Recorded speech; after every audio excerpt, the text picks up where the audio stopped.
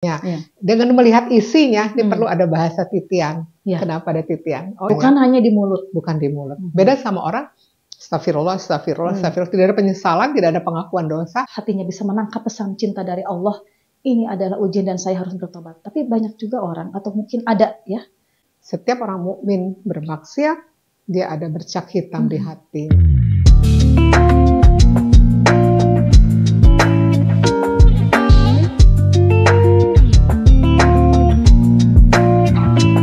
Bismillahirrahmanirrahim. Assalamualaikum warahmatullahi wabarakatuh. Halo, apa kabar sahabat MQ? Saya berharap sahabat MQ semuanya dalam keadaan sehat walafiat dan senantiasa berada dalam lindungan Allah Subhanahu wa taala. Amin. Amin ya robbal alamin. Di kesempatan hari ini saya Iin Marlina dan teman diskusi kita kali ini yaitu Ibu Hairiati di podcast MQFM dalam Inspirasi Muslimah.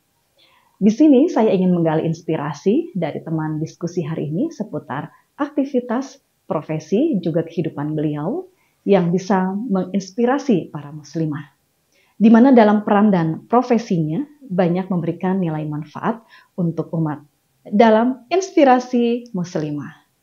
Assalamualaikum warahmatullahi wabarakatuh, Ibu Hairiati. Waalaikumsalam warahmatullahi wabarakatuh. Sehat Ibu ya? Alhamdulillah. Keluarga sehat? Alhamdulillah, sehat. Alhamdulillah bisa berjumpa dengan Ibu Hairiati kembali setelah entah berapa tahun.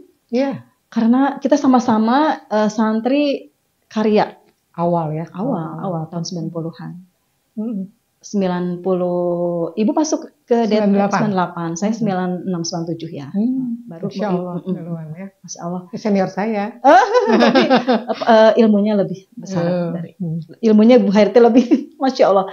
Ibu, alhamdulillah ya di podcast ini saya ingin menggali apa yang Ibu punya, yaitu banyak sekali ilmu yang akan nanti diberikan di podcast ini. Tapi saya ingin tahu nih profil Ibu nih Bu. Ibu sekarang putranya berapa? 2. Masya Allah, 2. 1 laki-laki, 1 perempuan. 2 perempuan. Oh, udah ini ya, udah sejodoh, udah Pasang. cukup. Sepasang lah, alhamdulillah ya. Jadi udah lengkap akhwat dan ikhwan dan akhwat, Masya Allah. Tadi dari mana Bu? Kesini langsung dari rumah? Tadi ada acara dulu. Ada kajian dulu sebentar. Langsung ke sini. Alhamdulillah. Ya, alhamdulillah ya, nggak terlalu capek kan ya, alhamdulillah. Nggak, seneng lihat Teh Iin ya, langsung semangat lagi. Semangat lagi. Semangat. Saya kuning-kuning Bu biar semangat. Alhamdulillah. Baik, sahabat MQ semuanya, Ibu Hairiati ini adalah pernah juga berjuang di Darut Tauhid yaitu sebagai santri karya ya. Dari tahun 98 dan pensiun tahun 2023 bulan Januari awal tahun. Masya Allah, baru saja ya. Baru ya. Januari baru saja pensiun ya. Kemudian selain menjadi seorang ibu dan istri, beliau juga Masya Allah sudah menerbitkan buku ya, sudah menulis buku yang berjudul Titian Taubat ya. Masya Allah Ibu, mengenai buku Titian Taubat nih, saya tertarik dengan buku itu. Tapi sebelumnya saya ingin bertanya nih Bu, sebenarnya inspirasi dari mana nih Ibu membuat tulisan dengan judul Titian Taubat? Iya, terima kasih Teh Iin ya, pertanyaannya mengingatkan saya kembali tentang bagaimana proses akhirnya buku itu terbit. Iya. Jadi begini, awalnya sebetulnya kan saya adalah orang yang berkarya di belakang layar. Iya. Tidak tampil saya itu di belakang layar, di manajemen, di Darut Tauhid, di manajemen. Iya. Suatu ketika saya dapat amanah dari guru saya, Agim, untuk memimpin Muslimah Center. Otomatis saya turun ke program, menghadapi real persoalan-persoalan Muslimah, gitu ya. Jadi orang datang, santrinya juga waktu itu semuanya Muslimah. Jadi banyak berhadapan dengan orang yang tadinya Muslimah. tidak langsung. Dan sekarang dihadapi langsung Muslimah, langsung real Muslimah, dengan berbagai persoalan yang luar biasa gitu. Nah, kemudian waktu itu saya kan belum tahu gimana nih menghadapi Muslimah yang bermasalah. Saya harus kasih apa nih gitu. Kalau nasihat kan gampang ya. Oh iya sabar, oh iya ikhlas, ridho, itu tuh gampang diucapkan. Tetapi sampai orang bisa mendapatkan itu gimana sih? Nah, suatu ketika beberapa kali orang datang ke AA ya, curhat gitu ya, ke Agim curhat, panjang ceritanya, begini. Cuma jawabnya apa? Jawabnya cuma, udah Ibu tobat aja. Kalau ada pertanyaan di radio, Ibu tobat aja. Itu buat saya suatu yang apa ini? Apa ini tobat ini? Ada apa di dalamnya? Sehingga selalu menyampaikan tobatlah gitu, tobat. Kemudian saya pelajari. Nah, waktu itu saya mengikuti ceramah AA tentang bagaimana masuk ke tobat gitu ya. Jadi setiap ceramah evaluasi diri. Yang bahaya itu adalah dosa diri. Ya kan? Jangan salahkan orang. Nah, itu buat saya tuh ini menarik gitu. Selalu dicatat, Bu? Catat, lengkap. Pasti catatannya lengkap, Masya Allah. Kemudian ditambah dengan menghadapi persoalan-persoalan. Ditambah juga menghadapi persoalan diri, ujian-ujian hidup diri ya. Jadi saya itu tidak ingin menulis sekedar teori. Teori referensi itu penting sebagai penguat. Tetapi apa yang dialami itu kemudian dikaitkan dengan teorinya, itu harus nyambung kan. Oh, ini benar, nyata Al-Quran benar, nyata hadis benar gitu ya. Sudah ulama-ulama benar sendiri, sudah terapkan oleh Bu Hairati sendiri. Saya terapi itu sendiri gitu. Oh iya. Akhirnya saya nulis waktu itu memang lama 2 tahun untuk bisa sampai betul-betul tulisan itu, karena saya nggak mau sekedar memindahkan teori, tetapi apa yang ada di hati saya gitu. Saya coba sampaikan di sana. Nah, akhirnya buku itu terbitlah gitu dalam titian taubat itu, langkah meraih cinta Allah dan kebahagiaan hidup. Jadi inspirasinya adalah kenapa orang datang, jawaban guru kita semua ya, Agim, tobat gitu. Ada apa dengan tobat ini? Apa rahasia di tobat ini gitu loh. Kesini saya baru tahu tobat itu adalah obat yang luar biasa buat jiwa, dan dia adalah sarana mensucikan jiwa gitu. Berbekal apa saat itu tiba-tiba Ibu ingin menulis? Bekal saat itu apa? Selain catatan-catatan Ibu yang Ibu kumpulkan. Saya hanya berbekal apa yang saya rasakan, lalu saya lihat teorinya, lalu tulisan-tulisan apa yang AA sampaikan itu, ilmu-ilmu itu buat saya ini adalah sebagai dasar saya menulis. Tetapi yang terpenting yang saya tulis itu apa yang saya rasakan. Proses-proses yang saya rasakan itu yang nyata gitu ya, dikaitkan dengan dalil teorinya. Itu yang bekalnya sih pengalaman, kemudian ilmu, pengalaman diri dan pengalaman orang-orang yang punya masalah. Nah, itu membuat saya jadi bekal untuk nulis. Saya pikir kalau ini terbit, ini ada, mudah-mudahan manfaat buat banyak orang. Jadi kan banyak orang ingin bahagia tapi nggak tahu jalannya. Banyak orang punya persoalan tapi nggak tahu gimana solusinya gitu. Ke psikolog, ke psikiater, kemudian kemana-mana. Padahal itu ada di dirinya sendiri gitu loh. Cuman nggak ketahuan gitu. Dan Al-Quran sudah ada nyata. Ada semuanya. Gitu. Masya Allah. Dari buku itu berarti selain berdasarkan dari pengalaman Ibu, juga dari pengalaman orang lain dan ilmu yang Ibu dapatkan, semuanya ada di situ. Iya, betul. Masya Allah, jadi terangkum dalam sebuah buku Titian Ilmu. Masya Allah ya, ini bukunya bagus, Titian Ilmu. Judulnya Bu, Titian Taubat. Oh, Titian, Masya Allah. Titian Taubat. Kita ambil ya Bu ya, biar pemirsa. Titian Taubat, saya melihat dan langsung Titian Taubat. Judul yang sangat indah seperti puisi Titian Taubat. Ibu ambil judul ini, kenapa judulnya Titian Taubat? Titian Taubat gini ya, Taubat itu seperti jalan di titik, jalan di jembatan yang kemungkinan kita akan jatuh, terpeleset, butuh keistiqomahan. Istiqomah itu kan lurus, niatnya mendekat terus kepada Allah. Nah, kita di jalan titik yang itu godaannya luar biasa. Nah, taubat sendiri kenapa ada titiknya itu? Karena prosesnya tidak langsung ujuk-ujuk tobat gitu. Tobat itu kan kembali ke jalan Allah ya, tidak langsung kembali ke jalan Allah berubah secara fisikal, itu tidak seperti itu. Ada proses-proses yang itu karunia dan rahmat Allah. Dari mana? Dari pertama adalah sadarnya seseorang kalau dia itu punya dosa gitu. Pengakuan di hadapan Allah tentang dosanya. Penyesalan yang luar biasa. Jadi ada proses-proses yang itu memang tidak langsung kayak jalan tol, tapi ada proses yang pekerjaan hati yang luar biasa, pekerjaan hati yang luar biasa. Nah, dan itu bisa saja dalam proses itu jatuh bangun air mata. Makanya kenapa dalam taubat itu ada tingkatan-tingkatannya. Ada yang bisa istiqomah sampai akhir hayatnya. Tapi jangan tidak sedikit juga yang dia jatuh sebentar, taubatnya tenggelam lagi dalam dosanya. Jadi kenapa titian-titian kita tuh betul-betul meneliti hati-hati gitu. Itu ibu yang menemukan titian taubat itu sendiri, dari ibu sendiri. Sebetulnya saya diskusi dengan penerbitnya, dengan editornya, dengan melihat isinya. Ini perlu ada bahasa titian. Kenapa ada titian? Oh iya, memang dari isinya itu tidak mudah untuk istiqomah dalam taubat. Gitu. Dan ini menjadi buku bestseller. Bestseller ya. Masya Allah ya. Saya lihat bestseller ya, sahabat MK.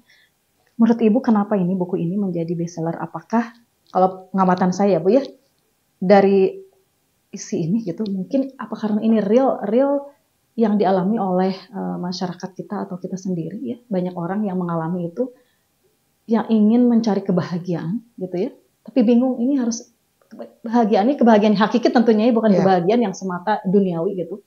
Harus bagaimana saya mencari kebahagiaan hakiki, kemudian saya ini merasa seorang hamba yang penuh luput dengan dosa dan saya ingin bertobat.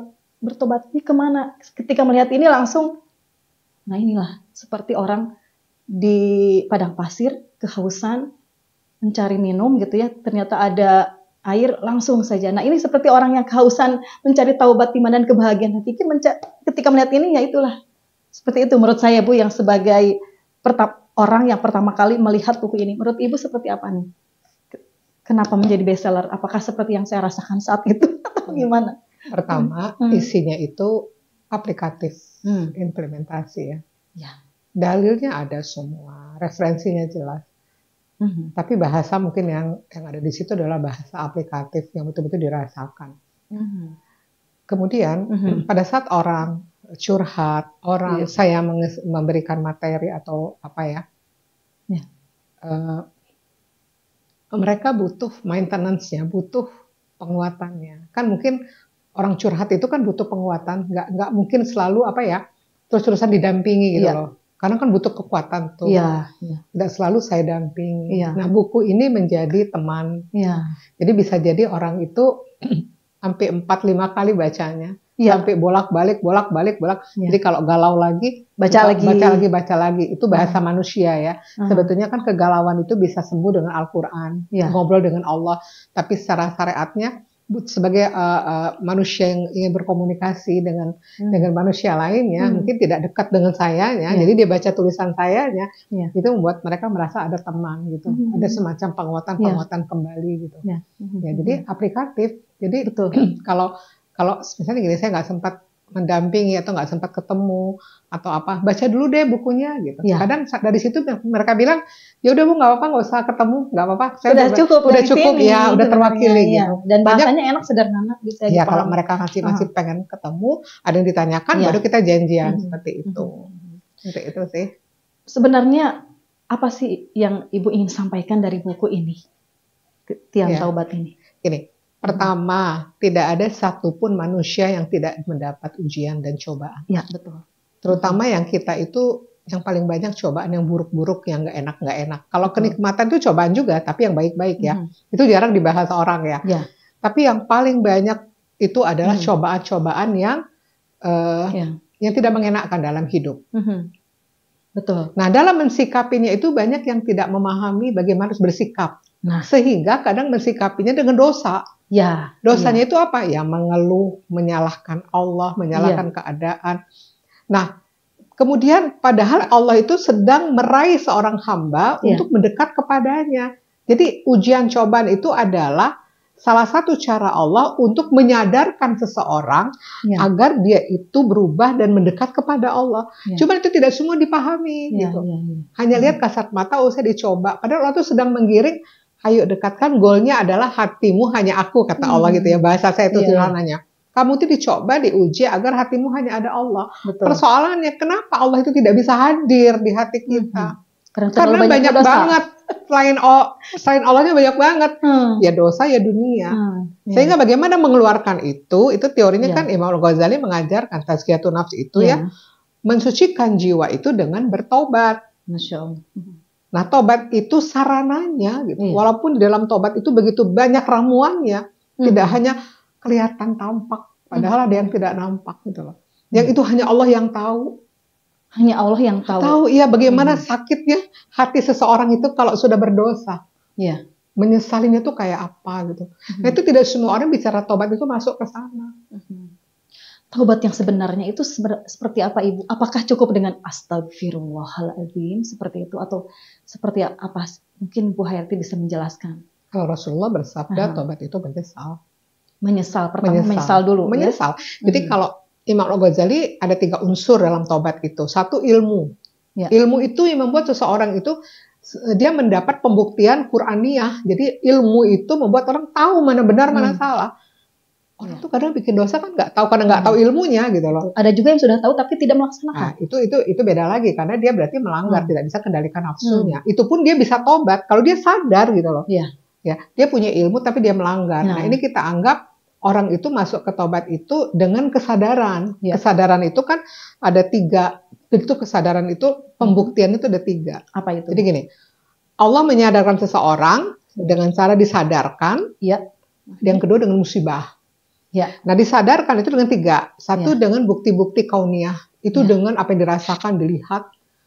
Seperti mimpi Malik bin Dinar, mimpi bagaimana tobatnya Malik bin Dinar, mimpi kiamat.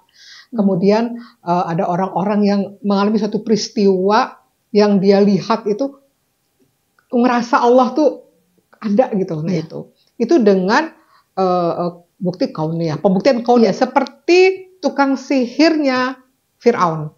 Saat melihat mukjizat Nabi Musa itu mereka tersadarkan. Dia melihat bagaimana tongkat menjadi ular yang besar. Yang selangkah lagi mereka ke neraka, ternyata mereka masuk Islam. Itu dari melihat suatu fenomena. Yang kedua adalah pembuktian yang simaiyah. Mendengar. Misalnya, nggak mau sholat, tapi begitu dengar azan, tiba-tiba kangen sholat. Ada orang yang tidak pernah sholat, mendengar azan, jadi kangen. Nah, itu dari yang kalau zaman Rasulullah, Umar bin Khattab, dengar Quran surat Toha dibaca. Kemudian yang ketiga adalah Qurannya, ilmu. Nah, ilmu ini masuk dalam proses taubat.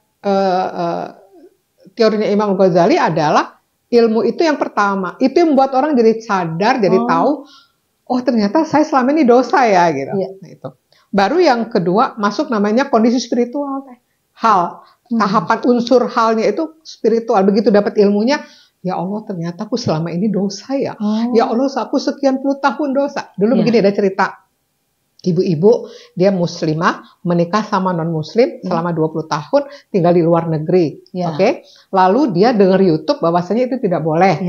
Itu sudah hukumnya zina karena beda. Kan dapat ilmu tuh. Betul. Dapat ilmu. Dia dengar. Dia nonton. Terus ternyata saya 20 tahun zina. Langsung dia tobat, sadar kan berarti sadar. Baru dia berguncang jiwanya. Aku 20 tahun gimana nangis karena dosanya. Dia berpisah dengan suaminya, ditinggalkan dunianya, bukan lagi menangisi perpisahan dengan suaminya, bukan lagi menangisi dunia yang dia tinggalkannya, tapi menangisi 20 tahun perzinahannya. Dianggap berzina karena 20 tahun beda agama menikah. Berguncang jiwanya. Otomatis yang ketiga berikutnya adalah ada perbuatan. Perbuatannya apa? Hari ini aku stop. Cerai. Ini contoh ya. Cerai, saya nggak bisa hidup berbeda agama. Saya utamakan Allah nomor 1 gitu ya. Berikutnya, masa depan, saya nggak mungkin kembali lagi, saya nggak ulangi lagi. Udah cukup. Terkait dengan masa lalu, aku tutupilah 20 tahun ini dengan amal-amal solehku. Masya Allah. Disitulah dia gempur dengan amal-amal ibadah. Makanya orang yang pada posisi kekuatan spiritualnya itu, kondisi spiritualnya itu kuat, maka dia istighfarnya akan ada tenaga. Astagfirullah itu tuh udah berguncang jiwanya. Astagfirullah berguncang jiwanya. Bukan hanya di mulut. Bukan di mulut. Beda sama orang astagfirullah. Tidak ada penyesalan, tidak ada pengakuan dosa. Di dalam hatinya berbeda sama orang yang kadang hatinya tidak bicara pun hatinya ingat dosa yang dilakukan itu bisa bercucuran air matanya. Makanya kenapa orang bertobat itu cirinya jadi pendiam. Kenapa itu? Karena dia memikirkan nasib di akhirat. Karena sedihnya dia, tidak tenangnya dia sudah melakukan dosa di masa lalu.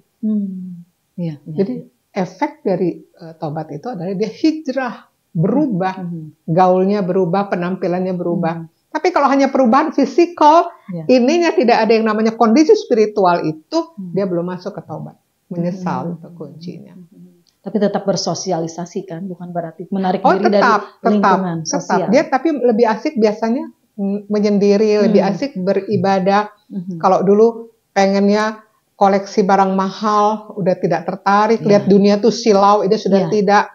Kemudian kalau diajak teman duduk-duduk sia-sia waktunya, kadang dia berpikir, karena dia mengejar ketertinggalan di masa lalunya gitu. Seperti itu. Itu ciri-ciri orang yang sudah bertaubat. Ya masuk ke sana. Ya, ada penyesalan, hanya Allah yang tahu kan. Kalau kita kan melihatnya kasat mata. Tapi hatinya kita nggak pernah tahu. Hanya Allah yang tahu. Masya Allah ya, menarik sekali Bu tentang taubat ini. Dan tadi yang disampaikan oleh Bu Khairati tentang bagaimana kita mendapatkan ujian kalau kita hatinya bisa menangkap pesan cinta dari Allah. Ini adalah ujian dan saya harus bertobat. Tapi banyak juga orang atau mungkin ada ya ketika dikasih ujian ataupun musibah dia jarang mengkaitkan dengan Allah Bu. Jadi kurang bisa membaca itu tuh teguran dari Allah loh gitu. Itu seperti apa Ibu kalau orang seperti itu? Jadi orang tidak semua orang bisa menangkap pesan cinta dari Allah. Kadang dia menyalahkan, ya Allah kenapa begini? Ya Allah kenapa saya dikasih ujian seperti ini gitu. Tanpa dia menyadari bahwa itu tuh teguran bagi Allah, pesan cinta dari Allah supaya engkau kembali kepada jalan yang benar. Itu bagaimana Bu? Dia belum bisa menemukan hikmah, esensi kebenaran di suatu peristiwa atau kejadian. Kenapa belum menemukan hikmah atau belum bisa membaca pesan dari Allah? Karena hatinya itu terhijab. Masih kotor. Terhijab dari Allah, kotor oleh apa? Dosa-dosa dan kecintaan kepada dunia. Itu terhijab. Hadis riwayat Imam Tirmizi, setiap orang mukmin bermaksiat, dia ada bercak hitam di hatinya. Kita bayangkan aja, kalau kita banyak maksiat, bercak hitam, istighfar, tobat dia hilang, tapi bikin dosa lagi ada lagi. Kalau usia kita 40 tahun, akhir balik kita 15 tahun, berarti kita punya dosa masa lalu 25 tahun. Tidak pernah diperiksa, tidak pernah ditobati, tidak pernah evaluasi diri, tidak pernah muhasabah, itu menutupi. Sehingga tidak bisa hadirnya Allah, terhijablah antara dia dengan Allah, makanya dia tidak bisa membaca pesan-pesan Allah, tidak bisa menemukan hikmah. Nah, jadi akhirnya dia menyalahkan di luar dirinya, bahkan yang paling mengerikan dia suuzon kepada Allah. Kepada Allah. Jadi intinya adalah terhijab hatinya, tidak bisa membaca pesan Allah. Nah biasanya kalau dia bisa mau ke taubat itu, nanti akan terbuka sedikit demi sedikit, baru sekian tahun baru ketahuan. Oh ini maksud Allah, oh ini maksud Allah rupanya, udah sekian tahun tuh udah telat. Tapi orang-orang yang cepat lari ke Allah, dia langsung, oh iya, cepat untuk ridhonya, untuk sabarnya. Masya Allah ya, jadi kebersihan hati itu juga mempengaruhi proses untuk taubat ya Bu. Dari tadi kita berbicara taubat. Tapi saya jadi penasaran Bu, sebenarnya proses taubat yang sebenarnya taubat itu seperti apa Ibu? Ya, tadi kalau jalur ceritanya, Allah kasih kesadaran, Allah pilih siapa hambanya yang dia kehendaki untuk disucikannya. Quran surat An-Nur ayat 21. Dipilih oleh Allah siapa, caranya Allah sadarkan. Kesadaran itu diberi 3 pembuktian kauniyah, simaiyah, Qur'aniyah. Kalau 3 ini kesadaran tidak membuat dia berubah, maka dengan musibah. Saat tidak ada lagi tempat kita bergantung, tempat kita minta pertolongan, ya Allah kemana lagi harus berlari, baru orang itu larinya kepada Allah. Kesadaran itu adalah karunia rahmat Allah.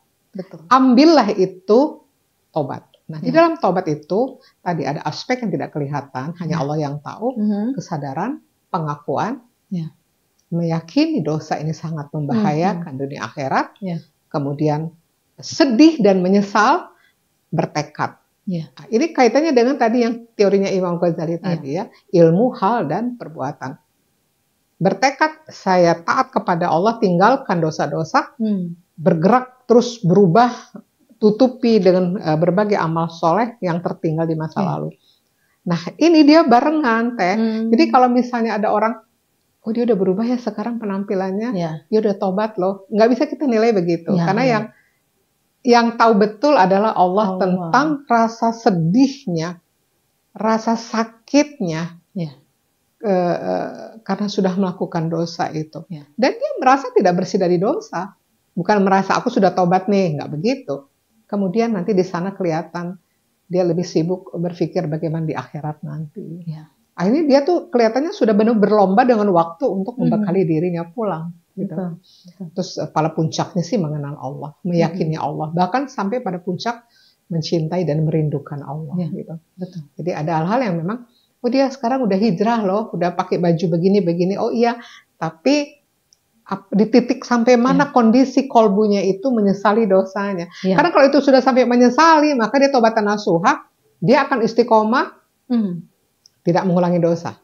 Kecuali dosa yang nggak disengaja, hanya para nabi dan rasul yang hanya meninggalkan. Seperti itu. Jadi ini lahir batin tuh sebetulnya tobat itu bukan sekedar hanya di mulut tampak, saja. Di mulut dan tampak luar aja tidak gitu loh. Jadi bukan cuma casing doang ya. Iya betul, tapi hati itu loh.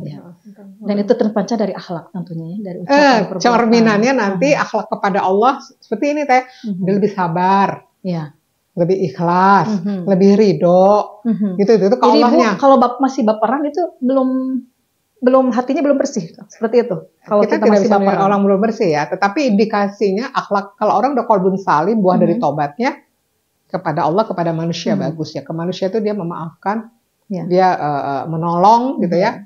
Dia berempati gitu ya, tidak dendam gitu. Kalau ke Allah tuh ya ikhlas gitu ya. Kalau udah ikhlas itu kan cukup Allah saja jadi saksi. Jadi udah nggak pusing lagi dengan manusia sebetulnya begitu. Jadi orang mau berkata apa dia nggak baper nggak apa. Iya, karena sudah Allah aja yang dia lihat. Walaupun agak sulit ya Bu. Seperti berproses.